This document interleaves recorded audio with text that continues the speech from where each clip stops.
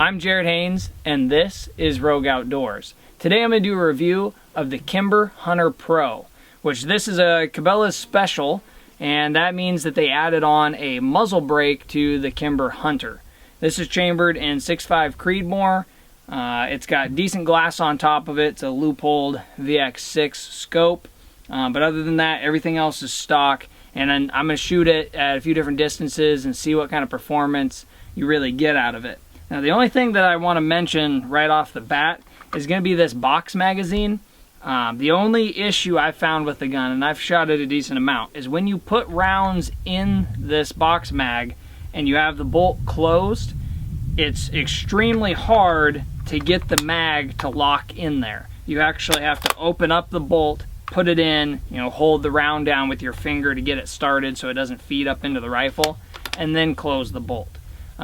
It'll take an empty mag just fine, but for some reason when you put that extra round in there, it does not want to feed.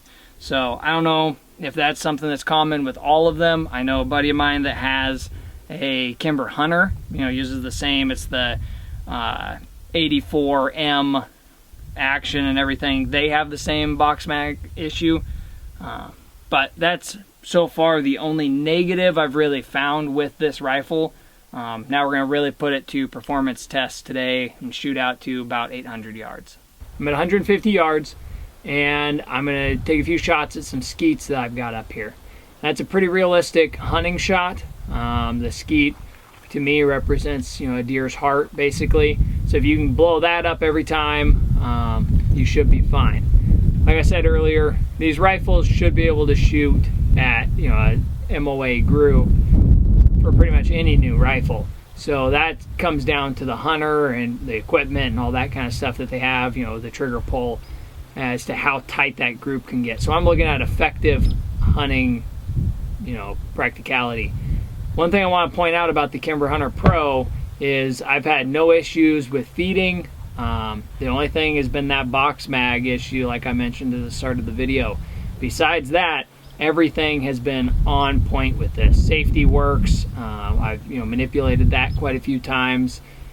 I mean, everything just seems to be holding perfectly true. This stock, it's not their carbon, and that's what makes it quite a bit cheaper than like the Mountain Ascent or the Montana.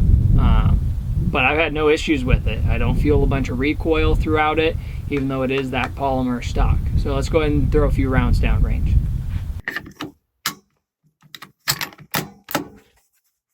Okay, first round, we're going to be at that lower skeet. First round on the lower skeet. Got him. Okay. Next skeet over to it.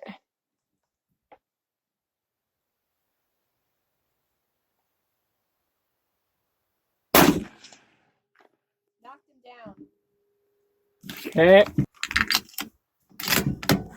This is going to be for that top skeet. Got it.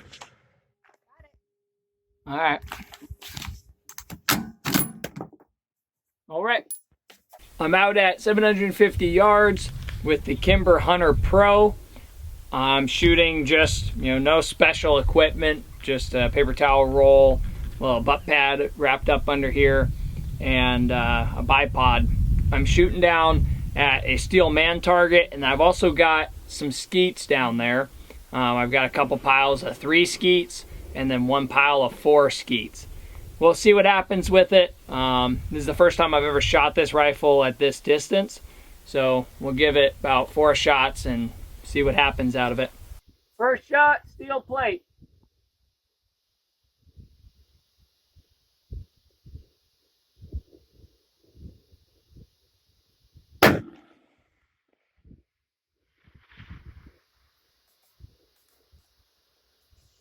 Look just below it to the right.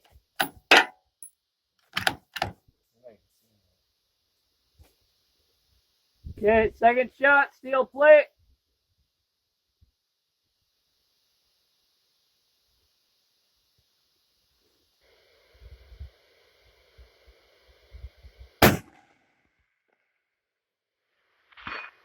Hey, woo, buddy.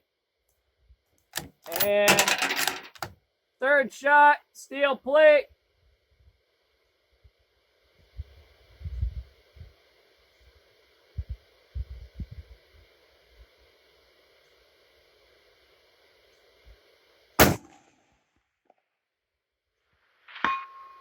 Woo! That's a hit. And I'm gonna go one over at the 4 skeets.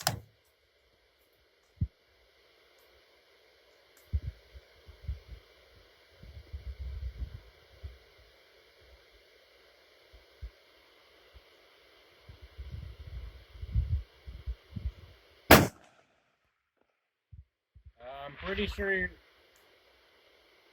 Just at the bottom of the left skeet. Yeah. After shooting this rifle long range, I gotta say I'm extremely impressed with it.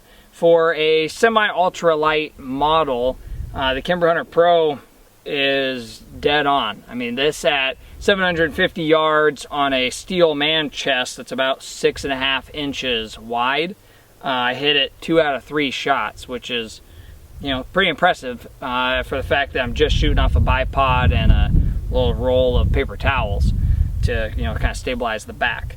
I do have good glass on it, which makes a huge difference being able to see out that far, but it's only 18 power, and at 750 yards, 18 power, you know, is not, it's not like it's right there. I'm still, you know, having to, the rifle's got to sit and everything. Between the Kimber Hunter Pro and the Kimber Hunter, I have shot both, and this muzzle brake makes a huge difference. So if you're considering between these rifles, I would say make sure you get the Hunter Pro, because this muzzle brake makes a world of difference on it. But it's an A+ for this rifle at long range. I'll show a little bit of footage of shooting at close distance, but in all honesty, every rifle that you buy these days should be able to shoot at least an MOA group at 100 yards, and that's totally up to the shooter. If you're not shooting a group that's an MOA at least, you're probably just not shooting all that accurate. So I'll show, you know, shooting some skeets and stuff, but as for close, real tight accuracy test, I'm not going to do that today with it, because that's up to you, your ammo, you know, what kind of a bench rest you're using, or any of those kind of factors. So I think it speaks for itself, shooting out 750 yards and hitting that steel.